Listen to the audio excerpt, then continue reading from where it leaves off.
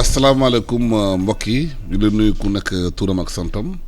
di leen dalal ci studio ITV iRadio bu groupe E-Media Invest dem mbégte tey dalal ay kàngam ci réew mi te waxtaan ak ñoom ci mbirum réew mi ku ñu dalal nag di Pape Mahawa Diouf nekk directeur ASPT nekk tamit membre de l'APR te nekk tamit communicant nekk consultant communication jàng lu bëri te xarañ xamante ne ci secteur am la dana tamit kii di Samba Tall Sarr di consultant di hydrocarbures ressources naturelles jàng ci tamit xarañ ci li ñuy waxtaanee tey mooy mbirum pétrole ak gaz bi ñu doon wax ci réew mi ressources naturelles yi xam ngeen ne balaa coronavirus bi dugg ci réew mi coow li bëri na ci réew mi guddi ak bëccëg indil gaz téyel pétrole réew mi mu ne tulleeg male wax ji bëri loolu ci loolu ci ñuy bëri ci wax xam nañu si bëri xëy na tax ñu ci wax xamuñu si dara waaye sénégalais yi ñoom nekk seen kër bëgg nañu xam gaz ak pétrole bi ak ressources yi am ci réew mi fan lañ jëm ak ban impact la coronavirus bi am ci loolu projet yi ñu ci tëraloon fuñ ci toll fuñ ci jëm ak naka lay askan wi di xaaree loolu pour mun ci gis boppam loolu moo tax nag tey ñu dalal ñii di waxtaan ci xam ngeen ne coronavirus bu mu ñëwee plan yu bëri ñu defoon xëy na poussé na ko li nga xamante ne moo doon première maanaam activité commerciale bi ñu waroon def ci yëf yi moom dañ ko repoussé 2021 la woon ñii naan léegi dañuy dem ba 2023 loolu ban impact lay am ci financement yi ban impact lay am ci réew mi ban impact lay am ci dette bi nga xamante ne jëloon nañ ko duggal ci loolu Pape Mahawa yow bokk nga ci maanaam ñuy nekk ci nguur gi di liggéey pétrole ak gaz bi yaakaar la bari woon ci Sénégal waaye coronavirus bi ñëw na xaw na changer plan yu bëri yooyu ban conséquence la mën a am ci seen maanaam gisin. jërëjëf Alassane ñu ngi lay gërëm ci invitation bi waaye laaj bi ma laaj am na solo d'autant plus que dafa fekk crise bi ñuy dund à la suite de la crise sanitaire mu doon une crise économique mondiale avec une récession mondiale boo xam ne secteur yëpp la touché donc mënuñu ñàkk a xalaat jàpp ne secteuru pétrole ak gaz aussi dina ko touché au niveau mondial su ko defee ni ñu war a organiser woo rek au niveau de tous les secteurs au niveau du Sénégal noonu la aussi dans le monde de l'exploitation du pétrole et du gaz noonu la ñu war a adapté woo mais suñu xoolee li ci spécialistes yi wax mel na ni bëri am na fu mu touché mais am na fu mu touché wul ah il semble que sur Sangomar le projet suit son cours normal et il semble que peut-être dina am retard ci li nga xam ne mooy le projet gazier GTA Grande Tortue nga xam ne démarrage bi c'était prévu en 2022 mais peut-être que dinañ ko xaar ba 2023 suñu laajee spécialistes yi dafa mel ni loolu la ñuy jàpp mais je crois que il faut que ñu xool ni nga xam ne noonu la évolution secteur bi di progresser avec les restrictions de la demande mondiale en hydrocarbures nga xam ne dafa chuter loolu c'est observable aussi nous sommes en crise ça moom kenn mënu ko teggi c'est une crise mondiale avec une récession mondiale qui touche les niveaux de demande également en hydrocarbures et forcément war na mun a am conséquence aussi ci suñuy planification mais loolu yëpp de la même façon que sur tous les autres secteurs sénégalais yëpp dañu war a taxaw doon benn say là aussi on doit être dans une dynamique boo xam ne dynamique constructive la ñëpp jàpp li nga xam ne jotoon nañ ko def sur les capacités d'organisation pour l'exploitation future et les ressources yi nga xam ne ñu nar a génn ci hydrocarbures yi nii fexe ba doomu Sénégal yi juddu ëllëg mun ci jot loolu yëpp ñu continuer di ko tenir di ko encourager avec l'implication de toute la société civile et du secteur privé national. waaw Samba Sarr ban mooy sa xalaat ci impact bi pandémie bi am ci secteur bi. waaye jërëjëf Alassane maa ngi lay nuyu di la ziar di nuyu aussi Mahawa Diouf di ko nuyu di ko ziar. di nuyu bépp sénégalais ak sénégalaise. di nuyu aussi sama mbokk waa Ngaay yi. man Ngaay laay tiitaroo. leen nuyu bu baax di leen ziar. di wax rek ni comme ni nga ko waxee léegi état des lieux day am parce que mbir bala nga ciy wax dafa fekk am na lu fa nekkoon ba pare li fi nekk tey ñëpp xam nañu le Sénégal maintenant am na potentiel bi lan la lépp loo xam ne ci wàllu ressource minérale la rek jàpp nañ ne tey mu ngi fi muy or bi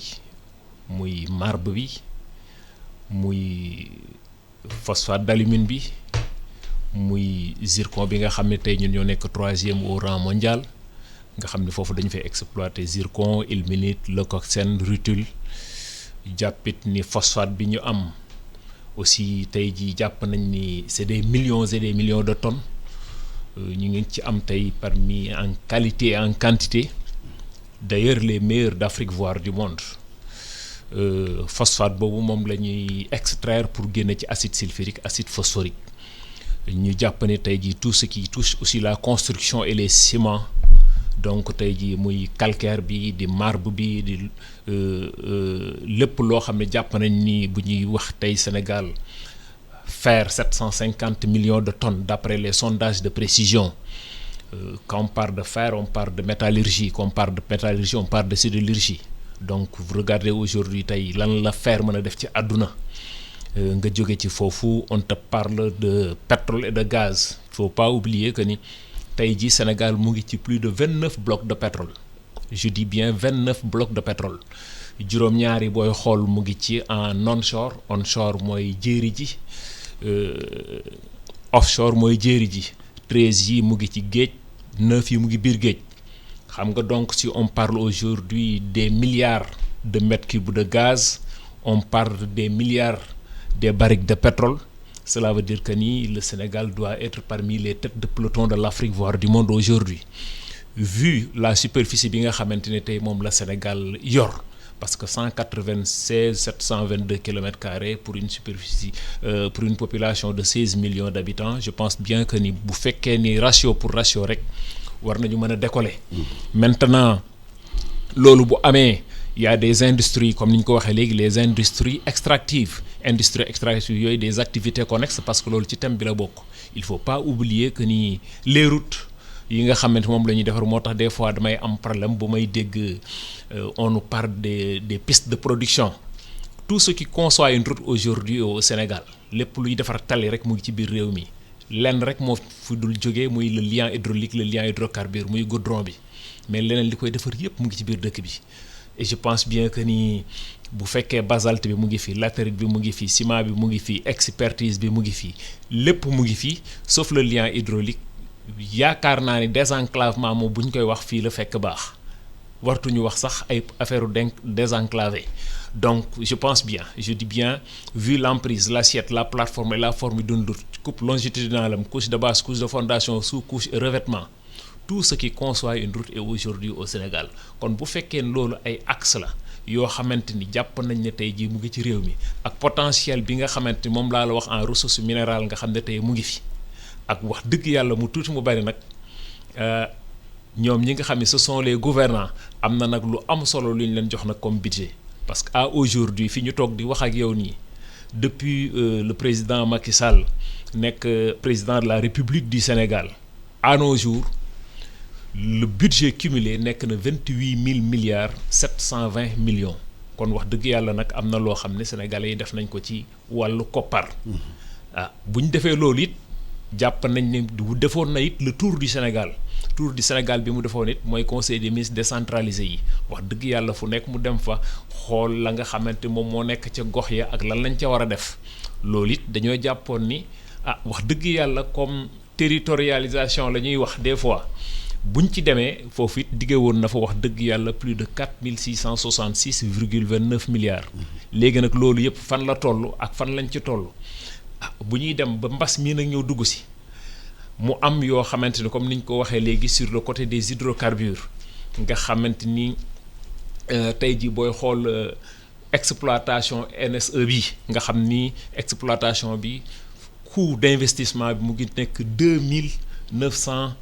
2925 milliards de nos francs CFA tortue bi nga xamante ni jàpp nañ ni coût d'investissement am mu ngi nekk 8144 milliards de nos francs CFA donc je pense bien que ni bu fekkee def nañ ci liñ ci war a def et les pays n'ont pas d'amis ils n'ont que des intérêts les pays n'ont pas d'amis ils n'ont que des intérêts bu fekkee ni monsieur Thomson est là pour l'intérêt de Kayra Énergie, Pouyanné est là pour l'intérêt de Total, Coleman est là pour l'intérêt de Woodside, Kate Normal est là pour l'intérêt de Far Limited, nous pensons que ñun tamit war nañoo xool tout ce qui touche les intérêts vitaux de la nation sénégalaise reviennent à sa population, d'autant plus que li nga xamante ni moom moo weesoon muy référendum bi dañ ni les ressources naturelles reviennent à la population. Donc je pense bien que ni aujourd'hui le Sénégal n'a pas un problème de ressources naturelles, le Sénégal n'a pas un problème de ressources humaines. Il suffit de mettre sur orbite les compétences et les vertus pour pouvoir amener ce bateau dans des lendemains meilleurs. Situation bi mu nekk ni léegi naka la ñu mën a maanaam profiter ci loolu pour exploiter toutes ces ressources là bu wax la ci réew mi. D'abord il faut que ñu wóolu Sénégal. Alassane, nous sommes le Sénégal. Le Sénégal, c'est une tradition démocratique et technocratique. Dañu am ay experts dans tous les secteurs de la vie publique. Wax nga Kern, wax nga Thomson, wax nga Total, mais wax Petrosen, parce que Petrosen mooy seen interlocuteur. Et Petrosen, c'est des experts aguerris qui connaissent leur métier, qui ont su xool li nga xam ne moo nekk les ressources du Sénégal, identifier ko, def ci ay recherches, convaincre les gens pour ñu ñëw xool li nekk ci réew mi, ba convaincre leen ñu investir, et dans un cadre contractuel. Donc il faut d'abord que ñu wóolu acteurs yi. Suñu wóolu acteurs publics yi dañ ci war a teg wóolu acteurs privés yi mooy le secteur privé sénégalais xoolal ni mu mobiliser wu pour défendre les ressources du Sénégal, pour s'impliquer dans l'exploitation future du pétrole dans le cadre du local content. Nga xam ne ils se sont impliqués pour que dans le cadre de la formulation de la loi ñu imposer dans la chaîne de valeur nga xam ne secteur privé day am loo xam ne moom lañ koy jagleel. Xoolal société civile nationale bu Sénégal ni mu taxawee nga xam ne fu dara newul mu yuuxu ngir sàmm li nga xam ne mooy koom-koomu Sénégal tey ak koom-koomu Sénégal ëllëg. C'est d'abord ça, la confiance. Cette confiance bi nga xam ne mooy destinée Sénégal doon une destinée unique sur le continent et qui commence chaque jour à doon loo xam ne dañ koy jëmmal physiquement ñu di ko gis feeñ na ci exploitation pétrole bi. Je pense que pour le reste sur le budget ak yooyu je pense que Sénégal moom gap bi mu def les grands pas qui ont eu lieu en termes de croissance sur la période précédente ak li nga xam ne def nañ ko ci investissement structurant yoo xam ne sur les infrastructures pour jox beneen jëmm le projet de développement du Sénégal loolu sénégalais yi consacré nañ ko démocratiquement, les observateurs internationaux gis nañu ko teg nañ seen loxo dëgg la ndaam nag fas lu mu daw ñu la bali ko mais li am solo ci les industries extractives c'est l'option de transparence de l'État. Et quand je parle des industries extractives, je pense à l'ITIE. Nga xam ne cette initiative de pays volontaires qui ont choisi tànn ay critères de transparence pour wone ni nga xam ne moom la ñuy gouverner les industries extractives, que ce soit l'or à Sabodala, que ce soit le zircon. Et ces critères-là, Sénégal moo ci adhéré boppam. Donc ça aussi il faut le remarquer et le relever pour montrer que l'État du Sénégal, sous le leadership d'un chef d'État visionnaire sur cette question, mais aussi des forces vives de la nation, mobilisées et vigilantes pour que ñu teg des critères yoo xam ne ni ñuy exploiter li nga xam ne moom le Sénégal yàlla jagleel ko ci suufam muy zircon di phosphate mooy li fi Sarr expliqué léegi avec beaucoup de brio et de pertinence ñu mun ko utiliser ngir njëriñu doomu réew mi tey mais doomi réew mi ëllëg mooy développement durable. Voilà loolu mooy li nga yaakaar ne jàpp naa ne am na solo te suñu xoolee mbir mi ak xool li nga xam ne observateurs internationaux yi ñu ngi koy wax ci Sénégal suñu xel war nañ ci mën a dal loolu nag dañ ko war a sàmm pour ñu sàmm ko il faut que ñu ànd ci ak lucidité mais aussi avec beaucoup d'engagement. xam bu ñu waxee gaz ak pétrole ak ressources yi xale yu bëri ñu ngi am espoir. am liggéey. génn ci ndóol bi ay jafe-jafe yi. boobu ba léegi xëy na pandémie bi ñëw na am na yu mu repoussé projet yi. mais dafa amul point bu ñu ci def pour xool fan lañ ci toll. ak liggéey bi fu mu toll ak naka lay doxee ak kañ la ñu mën a former tamit xale yi pour ñu mën a bokk ci affaire yi. waaw formation xale yi xam nga ne am na l'institut du métier du pétrole et du gaz ndax une fois que nga commencé exploiter beneen problème bi ngay am mooy les compétences locales même soo nee le contenu local il faut que les entreprises locales. mooy chaîne de valeur bi la. chaîne de valeur bi ñu mun a donc la création de cet institut au métier du pétrole et du gaz répond en partie à ça mais gis naa ne am na yeneen structures yu topp la même dynamique ñi di ko créer il y a les gens qui s'orientent dans ça donc fatalement on va y arriver bon en dehors de ce retard là je pense que pour les autres structures il faut simplement pour les autres projets il faut simplement suivre la loi du marché ni muy évoluer on verra ce que ça va donner parce que puisqu'on est en crise avec une récession mondiale Alassane il est totalement aventureux de mon point de vue de pouvoir affirmer des options claires mais li wóor li ñu mën a jàpp tey en dehors du retard bi nga xam ne maa ngi ko doon expliquer sànq pour l'instant le Sénégal reste sur ces standards tels qu'il avait été planifié te mun nañ yaakaar ne fii ak quelques années ça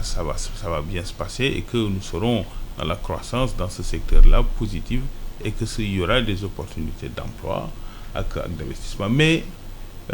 il faut quand même pas perdre de vue que fii ñuy waxee ni man ak yow waaw nga mënoo nekk ci diggu ndox mi di wax waxu sàmm nag bokkul je veux dire il faut être dans son contexte quoi contexte bi ñu nekk nii mooy le contexte d'une récession inédite quand on parle de récession mondiale toutes les grandes multinationales sont dans des logiques de restructuration dans la perspective de décembre munoo nekk dans une planification rigoureuse li nga mën mooy tant que amaguloo des raisons de douter objectivement de la planification telle que tu l'as mis en place bah tu ne peux que jàpp ci loolu nga jàppoon noonu continuer ci aujourd'hui nag li ñu jàpp ci autorités yi nga xam ne ñoo ŋànk secteur boobu mooy y a pas de raison de s'inquiéter en dehors de ce décalage pour GTA sur 1 an. Est-ce que décalage boobu pandémie dama impact ci investissement yi. waaw forcément daf ci impacté mais lépp loo gis it dafa am lu tax li tax mooy comme ni mu ko waxee léegi Petrosen dañu yaakaar ni ay boroomi xam-xam ñoo fa nekk ni ma ko waxee sànq sama commencement développement wax tey jii ñëpp xam nañ ni que ça soit les blocs de Saint-Louis offshore profond nga xamante superficie yi mu ngi toll ci 9463 kilomètres carrés nga ñëw Kayar offshore profond nga xam ne superficie yi mu ngi toll ci 7895 kilomètres carrés nga ñëw ci Rufisque offshore profond nga xam ne superficie yi mu ngi toll ci 10357 kilomètres carrés nga ñëw tey jii si li nga xamante ni mooy Ido mooy ultra deep offshore foofu moom superficie yi mu ngi toll ci 65539 kilomètres carrés Sangomar bi muy wax léegi offshore profond superficie mu ngi toll ci 5837 kilomètres carrés que ça soit sur Rufisque offshore mu ngi toll ci 4449 kilomètres carrés nga ñëw si Sangomar offshore mu ngi toll ci 5556 tey jii boo tënkee loolu yëpp c'est des blocs yoo xam ne joxe nañ ko ba pare je dis bien en offshore ci biir géej ñëwaguma ba tey ci jéeri ji parce que dinañ ci peut-être bu ci waxtaan bi xajee dinañ ñëw si gaz bi nga xam ne ñu ngi koy exploiter Ngadiaga 1 Ngadiaga 2 vers Diender nga xamante ne tey jii am na production boo xam ne mu ngi koy jox turbine à gaz bu Centrale Cap des Biches beneen bi mu ngi koy jox GTI beneen bi mu ngi koy jox Sococim yeneen yi mu ngi jëm port donc yàgg nañu exploiter quand même lii nga xam ne moom mooy gaz ça n'a rien à voir avec les réserves bi mu wax sànq tortue bi nekk sunu digganteeg Mauritanie nga xam ni ñu ngi koy évaluer ay 580 voire même plus milliards de mètres cubes nga xam ne la production journalière peut atteindre 13 à 14 millions de mètres cubes jour. Donc du ay caaxaan. mais loolu bu fekkee crise mondiale am na pandémie bi am na. société war a ñu dugal seen xaalis dañ koy téye. waaw xam nga mbir moom bu taxawee da ngay def diagnostic. Bu fekkee ni ñun am nañ potentiel te potentiel yi yëpp yi ma la wax nii yëpp maanaam joxe nañ ko ci code 98 bi ñoom ñoo ni woon ci code bi ñu yoroon ñun code 90 bi c'est un code attractif wax na ko sànq. maanaam investisseurs yi mën a ñëw man nangu naa mu nekk un code attractif mais bu nekkee un code attractif ñëwal joxe benn bloc ñaari bloc ñetti bloc mais li ma lim nii yëpp c'est des blocs yoo xam ne joxe nañ ko pare. Ça n'a rien à voir ay onshore Saloum sud bi waxaale wuñ ko ainsi de suite foofu rek foofu laay ñëw xam nga tey jii nit bu ñu nee les ressources naturelles reviennent à la population forcément askanu dañ ci war a gis seen bopp. mais tey sénégalais yi li ñuy poser en tant que sénégalais mooy lan moo tax industrialisation lii yëpp nekk fi comme ay industrie c'est plus de 25 le Sénégal a plus de 25 ressources naturelles mais zéro industrie nationale. lu waral loolu. Merci beaucoup. Peut-être ça peut être dû à la politique xam nga état bu ne du ma créer société nationale mën na dimbali askanam ci sama matière première pour def transformation produit boobu semi fini ou fini loolu amul. ñaar tey jii industrie yi ma gëm damay toujours di jël exemple ci la région de Thiès qui est la première région minière du Sénégal. Qui a une frontière régionale avec la capitale sénégalaise muy Dakar kon soriwul tey jii xoolal région bi 6601 kilomètres carrés la nga xool tey la fa nekk ci industrie te pourtant sur les textes kenn waxaale wu ko parce que bu fekkee ne responsabilité sociétale de l'entreprise respecté nañ ko mu revenir à la population kooku acquis la pour askan wi le caisse de péréquation et d'appui bi nga xamante ni tey jii mu ngi nekk 20%. Loi 2015 1879 du 16 décembre 2015 moo modifié loi 2013 1334 du 30 novembre 2009 beneen bi le fonds d'appui aux collectivités locales nga xam ne mu ngi nekk 0,5 francs chiffre d'affaires annuel hors taxe des entreprises qui exploitent donc sur les textes bu fekkoon la fa nekk la ñu jël ko tey jii jox ko askan wi forcément dañ ciy gis seen bopp lan moo tax askan wi jotu ci loolu mooy question yi parce que sur les textes xam ay décret du ay caaxaan loolu yépp na kon tey bu amee ñu wëlbati ko tey nekk ci réew moo xamante dafa mel ni Sénégal tey jii ñu war a exploiter ay pétrole fii fer fii nga dégg zircon fii mais yooyu c'est les richesses j'ai tendance toujours à prendre d'exemple ci Libye pétrole la amoon na gratuité éducation am gratuité santé am gratuité électricité am gratuité eau tey lan la ñu mettre en place centrale SAR bi fi nekk tey jii SAR bi fi nekk nga xam ne moom mooy def moom mooy kii bi ni ñu koy defee 1964 lañ ko créé tey jii en amont am na fu ñu jëm fan la ñu jëm dañuy exploiter ci pétrole ak gaz lan la ñu mettre en place vous savez Alassane benn raffinerie buy produire 100 000 barils jour de pétrole ne te revient même pas à 1400 milliards lan la ñu mettre en place pour bu ñu excès sur orbite de l'exploitation pétrolière et gazière nan la ñuy def ñu waxuñu suñu bopp nan la ñuy def ñun ba inonder sous-région bi kooku mooy benn ñaar gaz bi ñuy wax nii nekk suñu digganteeg Mauritanie nga xam ne ñu ngi liggéey ñoo def choix travail jël le méthanier yan politique la ñu teg pour le contenu local ba nga xam ne dañuy absorber gap boobu pour mën a alimenter sous-région bi en gaz. Alassane, je dis bien, et je me répète, il n'est pas normal, pardon, avec tout ce potentiel, il n'est pas normal, avec tout ce potentiel, ñu yor ko ñun ci sunu réew ba pare ñu ñuy wax ni nous sommes parmi les derniers, parmi les plus pauvres, les plus endettés, les plus corrompus. Bu fekkee ni dañoo bëgg a dem sunu yoon ñëpp xam nañ ko tey jii mënoo jóge ci chômage 10,2%, tey yaa ngi ci ay 18-19 du taux de chômage. mënuñoo wëlbatiku tey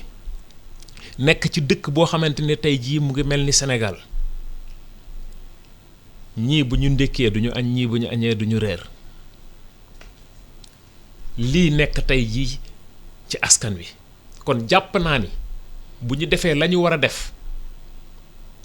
ñett yi rek moo am. Il y a le secteur primaire, le secteur secondaire et les tertiaires. Cette croissance-là bi ñuy wax c'est une croissance extravertie. lu tax ma ni c'est une croissance extravertie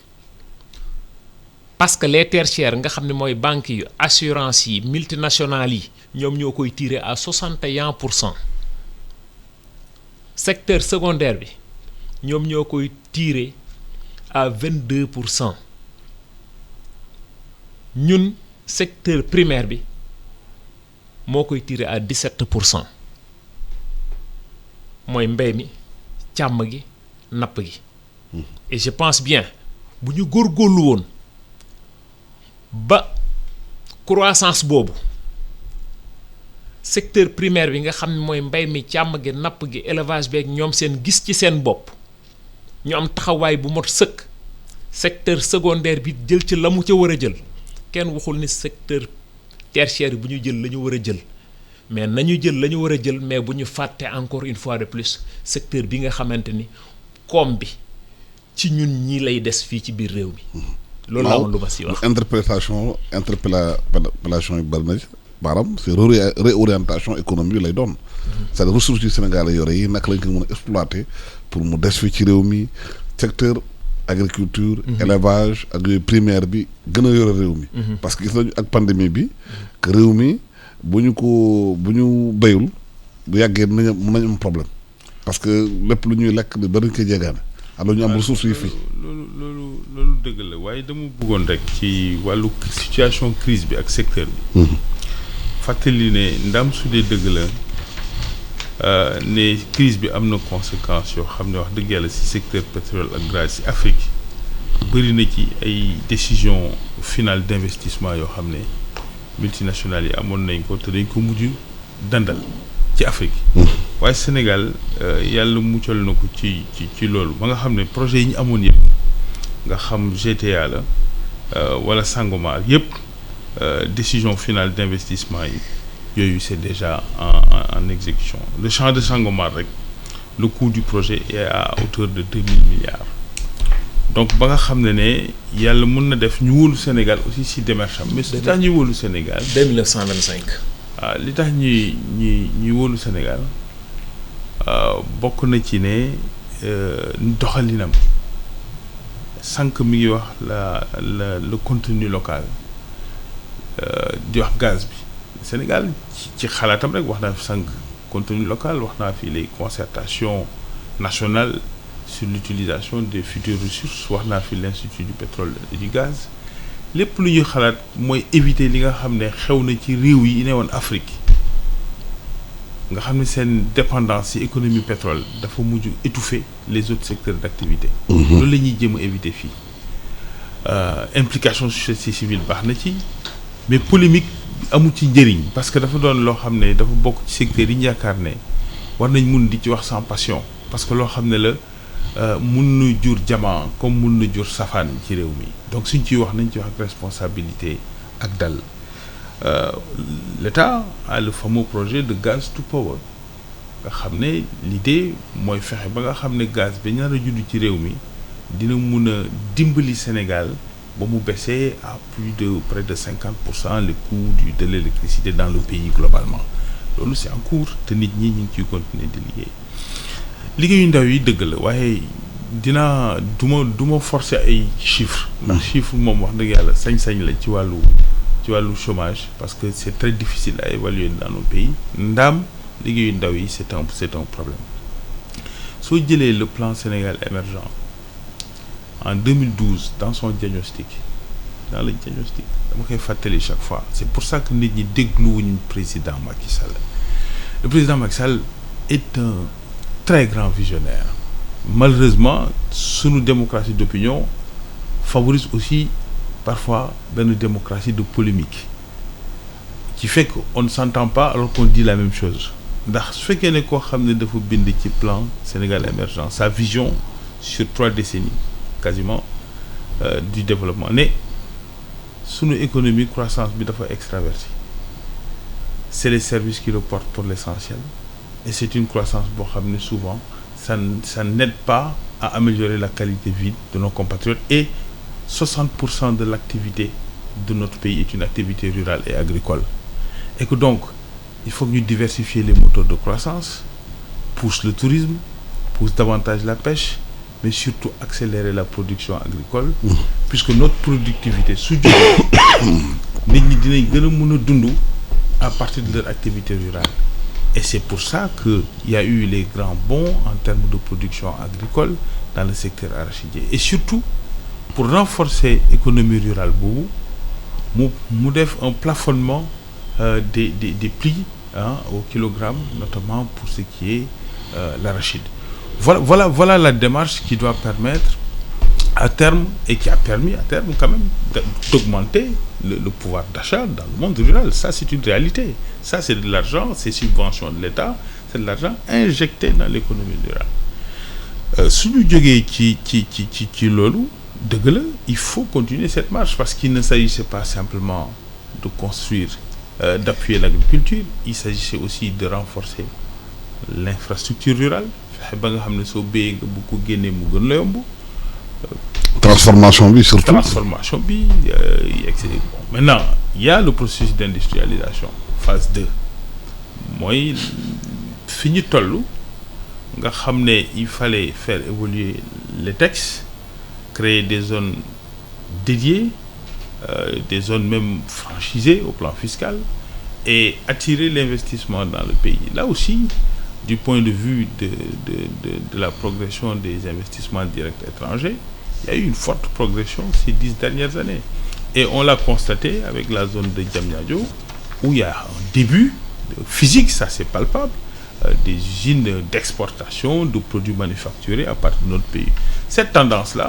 évidemment, est ralentie un peu par le contexte dans lequel nous sommes, mais le cap est très clair. La phase 2 de l'industrialisation et de la transformation est un cap clair. Mais encore une fois, il faut que nous gagnions sur le discours polémique, dans le discours de co-construction, ensemble. Parce que l'environnement ne permet plus les polémiques. Quand on regarde ce qui se passe au Mali,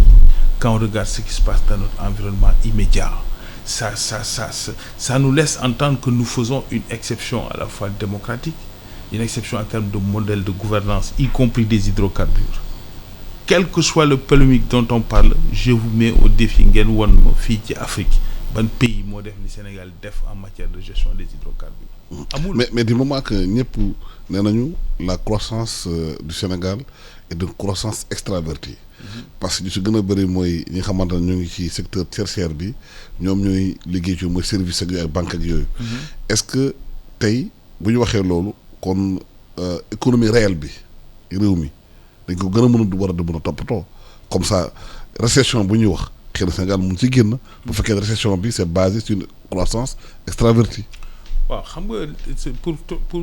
bantuwaat tontu bi ma tontu sànq mais ci termes yu gën a leer mooy la détérioration des termes de l'échange la question de la balance commerciale jàng nga ko école ma jàng ko école xam nga kon loolu yàgg la le fait que notre économie soit extravertie du point de vue de ses fondements du lu bees donc li ñu war a natt mooy lan lañ ci def ñun pour rectifier ko mooy le problème est un problème qui dure que nous avons engagé et nous avons commencé à le transformer. C'est ça que j'ai dit. Moi, madame, bi ñu defee le diagnostic dans le PSE, il y a eu des recommandations dans le PSE qui disent qu'il faut accélérer la production agricole, le faire passer de 500 000 tonnes, la production arachidière, à 1 400 000 tonnes, faire la même chose du point de vue du riz, avec une démographie qui augmente aussi naturellement. Mais cette tendance-là, moi je pense qu'elle est réelle, c'est-à-dire que l'accélération de la production horticole, l'autosuffisance sur beaucoup de produits horticoles, mais c'est ça, cette tendance-là qu'il faut pousser en vérité. Et les grands bons sont réels de ce point de vue dans ce secteur, du point de vue de l'exportation horticole, de sa production et de la production agricole nationale. Il ne faut pas s'en arrêter là, il faut l'accélérer, notamment avec la transformation et également l'industrialisation également qu'il faut poursuivre, quoi. Mais c'est qu'il faut vraiment voir la tendance stratégique qui a été dessinée depuis 2012 et qui est maintenue comme cap. Peut-être l'accélérer, faire des innovations, l'adapter au nouveau contexte, c'est aussi possible de le penser, mais signaler le caractère extraverti de la croissance du Sénégal, c'est une réalité. C'est quelque chose qui est là et que nous avons réussi depuis 2012 à équilibrer un tant soit peu en augmentant la production nationale dans la part de la croissance du Sénégal. waaw maa leen fàttali ngi suivre matinal iRadio ITV ñu ngi recevoir Pape Mao Diouf le directeur ASTP ak Samba Tall Sarr di consultant spécialiste ressources naturelles. Samba naka la ñu war a def pour que réellement économie réelle bi réew mi mën a profiter Sénégalais mooy économie endogène. waaw xam nga Alassane lu la bett man la wolof dafa ne lu la bett man la. mbas mi ni mu ñëwee dafa bett ñëpp. nous tous nous sommes d'accord sur ça. ñoo bokk lu ñuy wax foofu. bëgguma ci woon a ñëw mais comme wax na si il faut ma laal ci tuuti muy plan Sénégal PSE bi muy wax nga xam ni plan la boo xamante ni dañ cee def suñuy dërëm alal yu bari nag ndax am plan boobu. di gërëm sénégalais yi nga xamante ni fi la ñuy juddoo fi la ñuy jàngee yaroo xam-xàmmee ràññee xam les réalités du pays defaraat plan bi ci biir texte plan bi rien à dire mais problème bi c'est la mise en œuvre xam nga bu ma nee la bala nga ne naam ne fa dafa am réew. ay priorité la d'abord. ay priorité la.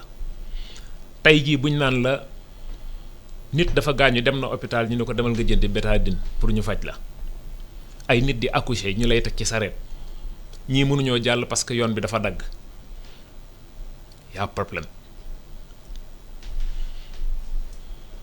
kenn waxul nag ni defuñu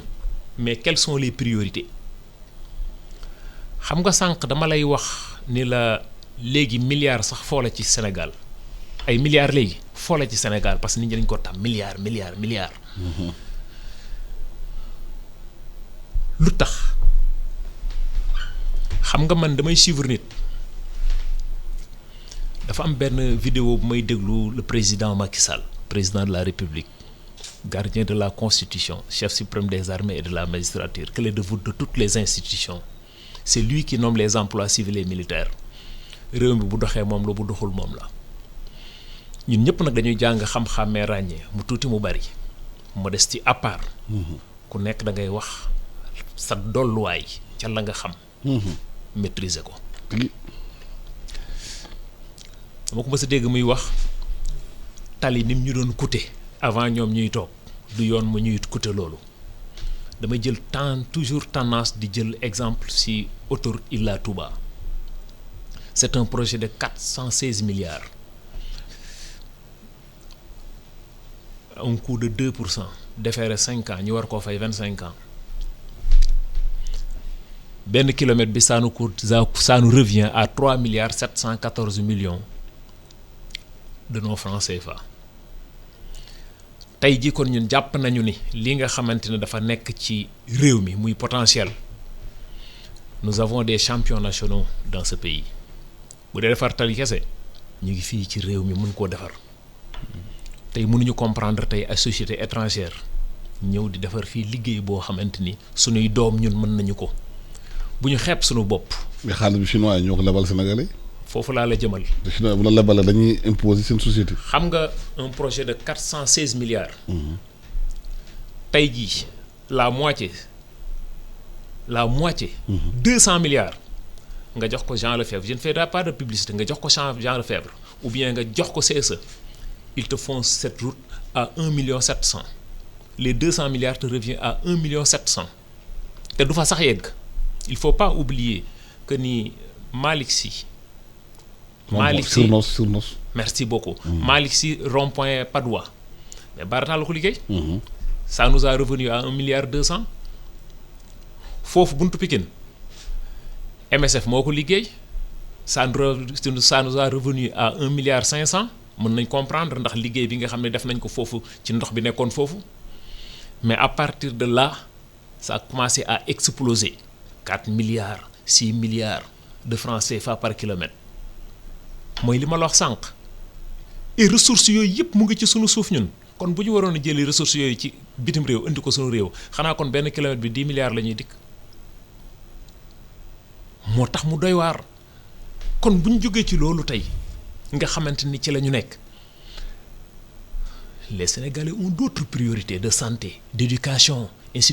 de suite même moment boobu yow nga jël plus de mot na ko motu ko 1000 1100 1200 ñoo xam lu ñuy wax sur le terre est-ce que tey priorité la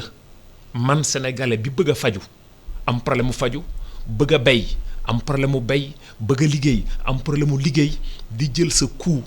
sur 35 kilomètres Dakar Diamniadio nga ciy def plus de 1000 milliards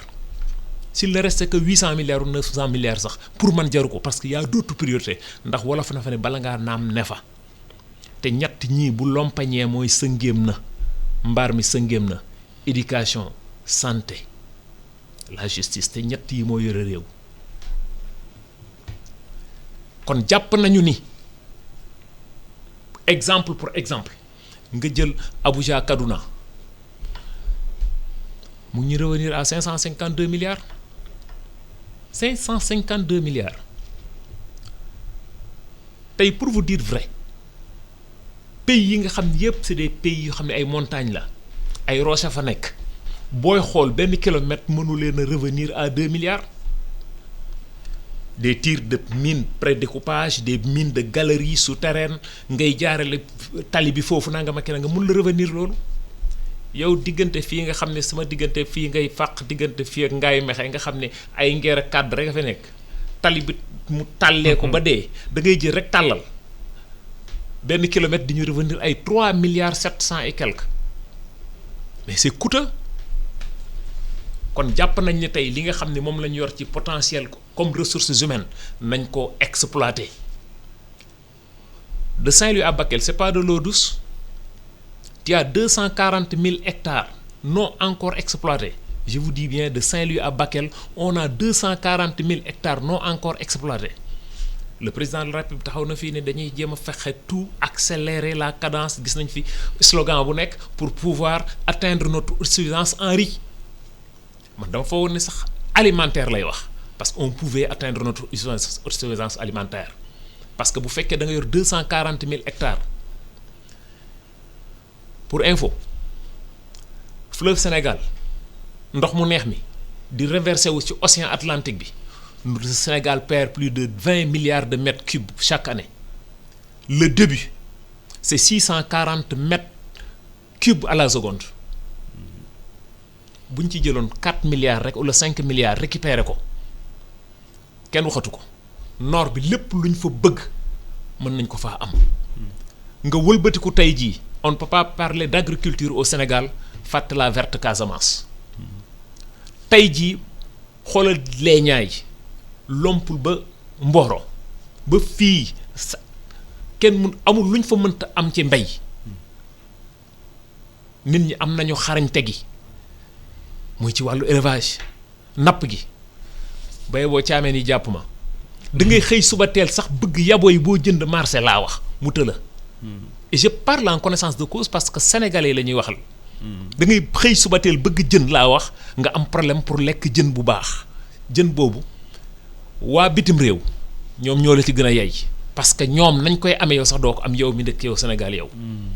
Ça sera la même chose ci côté càmm gi. C'est la même chose tant que nous ne parvenons pas cette industrialisation bi nga xam ne moom laay wax de nos ressources xam-xam bi xarañ gi macha allah nekk fi pour tout Sénégalais. li may wax rek Sénégal moom am nañu problème bu nekk mooy problème mu xam-xam. d'accord naa ak yow. kenn waranteetu ko. d'accord naa ak yow. beneen bi it muy matière première yi nga xam ne dafa nekk ci réew mii. ci biir géej gi comme ci jéeri ji. vraiment buñ ci defee lañ ca war a def. Alassane ñëpp dañ ci gis seen bopp. Maaw nee na priorité. la mooy problème mu gouvernement bi. xam nga dafa am lu mu wax. suñu war a dugal maan di ceeg moom mooy réew mi ay boromi xam-xam ñoo fi bëri mu des boromu jëfkat yi ñiy jëf. beneen bi ci des mooy la notion de priorité. man jàpp naa ne train bi ñu woowee TER priorité la pour Sénégal ndax sama mbokk ajoor bi ku màcc la ci li muy wax waaye wolof dafa am lu muy wax loo xam ne yi tamit dafa doy waar ci suñu jamono muy njëriñ loo fekkee njëriñ loo fekkee mooy tax nit taxaw ne tey lii du priorité lii mooy priorité ndax xoolul njëriñu ëllëg njëriñ la mu dul fekkee président Macky Sall dafa bokk ci ñi nga xam ne suy jëf ak ñi mu àndal li ñuy xalaat mooy li nga xam ne ñun ñi ñëpp duñ ko fekke liggéeyal suñuy doom ak suñuy doomi doom ku munta xalaat boobu munoo xam raay bi lu mu lay jëriñ ndax ku mun a xam saxaar bii ñuy créer mu nar a daw diggante Mbour AIBD Dakar faw nga mën a xalaat fii ak juróom fukki at ak juróom-ñaar fukki at ñaata suñuy doom ak suñuy doomi doom ñooy dëkk diggante Mbour Dakar ak AIBD ak Thiès. su ko defee prix kilomètre raay bi moo gën a cher Sénégal. ci yeneen loolu ñëw dañuy wax priorité d'abord dama noté de. dama bind. ñett la wax priorité ak coût route mooy kilomètre bu nekk ñaata lay jar ak kilomètre raay bi. waaw léegi su ma daaneel ci priorité bi d'abord. loolu soo ko mënta xalaat doo mun a nangu ñuy jël koom bu doy noonu di waajal ñi nga xam ne ñoo ñëw suba askan nag dañ koy waajal il faut nga mun a toog tey di bañ a xalaat sa bopp ak tey di xalaat suba moo tax jiite métti gis nga jiite dafa yombul waxuma nag ne dañuy jooy de déedéet damay expliquer nit ñi ne su doon xam rek jóg def mu yomb waaye diggante bi ngay xam ak ba ngay jëf bokkul processus la boo xam ne université sax dañ koy jàngale ndax ngay objectiver li nga xam jëmmal ko bokkul de tari xam-xam ak jëf ci état jàkkaarloog réalité du benn ba nga xam ne état li muy jàkkaarloo léppay priorité lépp amul lu dul priorité il faut mu waajal mag ñi nga xam ne ñi ngi retraite il faut mu faj ndaw ñi il faut mu defar hôpitaux yi il faut ñiy nekk ci saret yi ñu def piste rurale d'abord augmenter infrastructure hospitalière yi recruter massivement 500 milliards lañ dugal pour recruter cette année et cetera il faut nga defandoo lépp. mais du la tere tabax SICAD pour mun a positionner Sénégal sur le marché de l'événementiel du la tere tabax Dakar Arena du la tere tabax parc des expositions au fond su la askan jiitalee def na la xalifa boo xam ne yaay dalal ñii tey waajal ñi ëllëg. am na ko envoyé message. waaw Richard Toll la ko envoyé. waaw nee na ñoom waa Richard Toll. am nañu maanaam jën. waaye population Mali mooy profité. seen jën yi. waaye ma ñëw. jën bi sax naa ci ñëw. ba nga xam ne léegi suñu jógee ci loolu. wax naa ci priorité yi ñu wax léegi sur le coût des routes. loolu xam nga dafa am polémique boo xam ne daf ko jaratul ci Sénégal. lu tax. gannaaw Alassane mooy laaj nañ ko bàyyi muy laaj. dafa am démb ku ma naan il faut que ñu auditer 750 milliards plan décennal bi man ko man maa ngi laaj Sénégal ban plan décennal lañ dul auditer nañ ma wax Sénégal fan moo am benn plan décennal dans tous les secteurs bu ñu audité wul donc waxu ay yoon yi jar 100 francs bii di jar 2 milliards ak bii di jar 1 milliard mais du wax il y a de l'audit public il y a rien qui est caché nekkul loo xam ne dañ ko jël di ko nëbb di ko laa xamal ni dafa am lu ñuy révéler tey déedéet il faut que ñu bàyyi logique ku apprenti sorcier bi nga xam ne ku nekk da ngay ñëw ne dinaa leen xamal lu ngeen xamuloon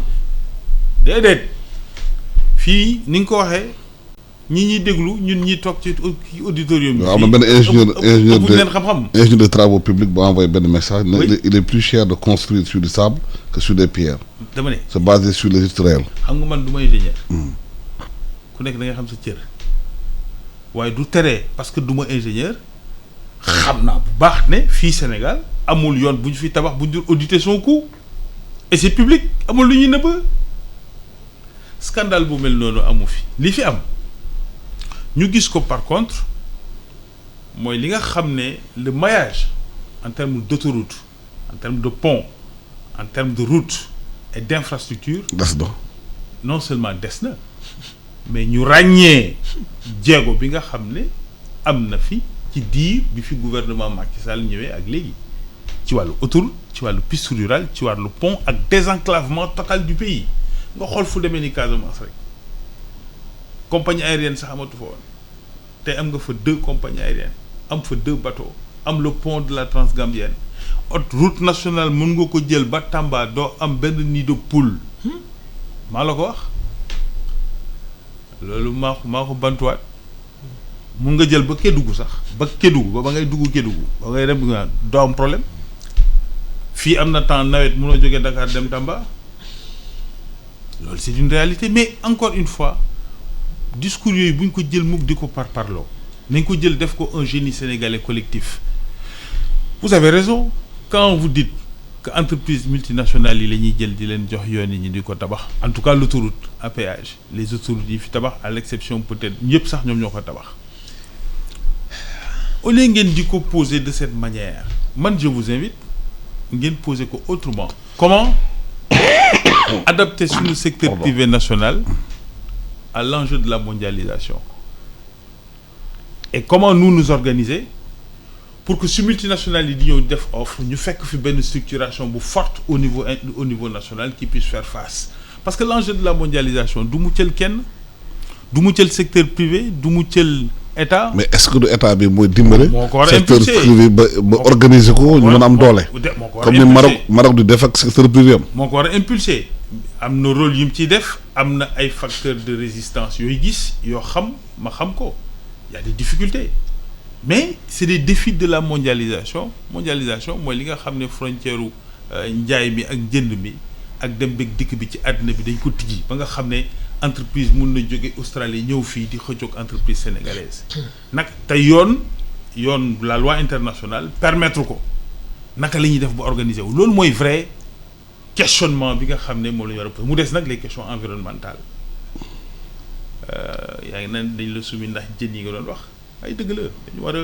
davantage mobiliser wu pour les questions environnementales. oui parce que yenn saa nit ñi dañu jaaxle la moo tax jënd jógee Dakar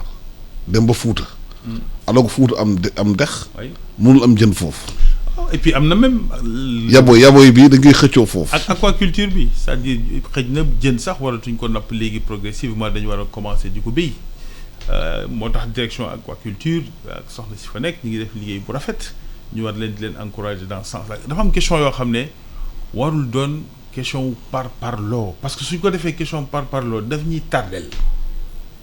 parce que fii jën bi nga xam ne moom la ñuy war a am ci réew mi. sécuriser sunu océan pour suñuy doom ak suñuy doomu doom loolu suñ ci mënta toog di ci waxtaan di ci déggoo mooy matuñ liñ doon ñun ñëpp man de loolu la jàpp parce que li am ba des mooy gis nañ niñ daan exploiter les côtes sénégalaises gis nañ amélioration yi ci am xëj na war nañ mën a dem ba def des bancs d'aquaculture sur l'océan dimbali nit ñi ñu mën a orienter wu vers plutôt l'aquaculture marine ou sur la terre ñu mun di béy jën bi peut-être que loolu sax mun na gën a préserver suñuy côte ak yooyu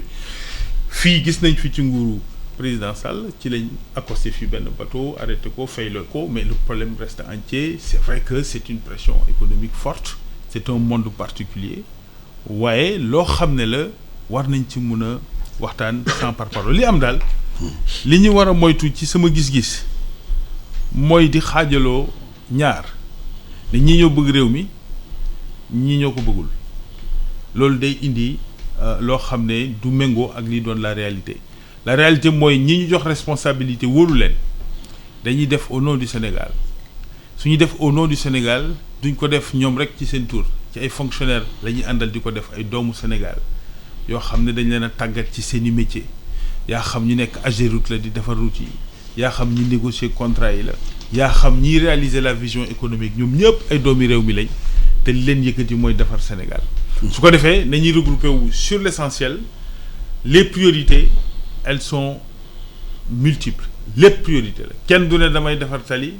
du ma faj kenn du ne damay faj du ma defar tali da ngay faj defar tali defar njàngu xale yi waajal mag ñi retraité waajal ñi juddoogul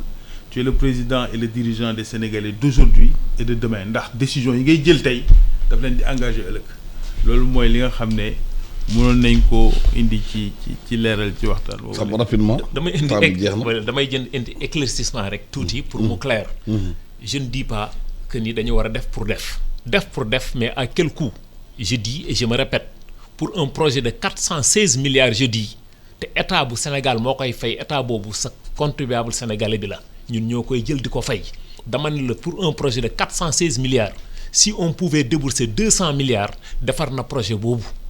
Ça c'est clair et limpide comme l'eau de roche xam nga nag ñun dañu am tendance di travailler dans une maison de verre raison pour laquelle dama am tendance heure bu may wax rek ci sama communication dafay transversal limpide ba nga xamante ne ma bëgg rek ñëpp di comprendre li ma bëgg a wax xam nga di fait de dire que ni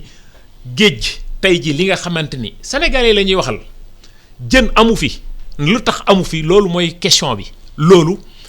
yéen ñi nga xamante ni tey jàpp nañ ni vous êtes les gouvernants yéen a ci war a indi ay jojjanti boo taxawaatee fii tey jii naan ma fii ba Kédougou fii ba Tamba mën nga fee daw doo dajeek nii de poule kooku bàyyi nañ ko ñi nga xam ne ñu ngi jaar déglu merci beaucoup ñi nga xamante ni ñu ngi jaar ci yoon bi leneen li am solo ba am solo xam nga mooy lan li am solo ba xam solo mooy lan tey jii on ne peut pas parler ni ma ko waxee sànq ci ay ressources lu mel ni pétrole et gaz et consort nga xam ne jàpp nañ ni am na ay multinationales yoo xam ñu ngi génn mu tuuti mu bari ñun on pouvait acheter d'autres actions yokk suñu 10% yi nga xamante ni moom lañ ñu jox ci code 98 bi nous sommes en 2020 il y a un nouveau code pétrolier un nouveau code gazier mu ngi nii kon jàpp nañ ne tey war nañ cee mën a jariñoo ba nga xamante ni sénégalais yi duñ ci perte loolu rek moom solo waaw temps bi jeex na nag. mais looloo taxoon ñu indi code bi. code bi ngay wax noonu. waaw améliorer li nga ci expliqué moo tax les équipes actuelles du régime ils l'ont amené avec tous les acteurs. mais fekk nga joxe lépp. fekk na nga joxe lépp. ça c'est le nouveau code pétrolier nouveau code gazier. fekk na nga joxe lépp joxe nañ ko. mon cher par parlo moo jara il faut mu nuyu ñi may déglu. rapidement par parlo moo jara moytu rek. yoon yi ñu am ñi ko tabax ay sénégalais ñoo koy auditer ay sénégalais ñoo koy tabax oui il faut que ñu am ay options pour renforcer le secteur privé national pour mu def face à la. mais à quel prix Samba Sarr maa ngi lay gërëm di la sant. merci Pape Maw di la gërëm. Assane Ndiaye nga ñëw continuer débat bi temps bi jeex na la gërëm di leen sant. merci beaucoup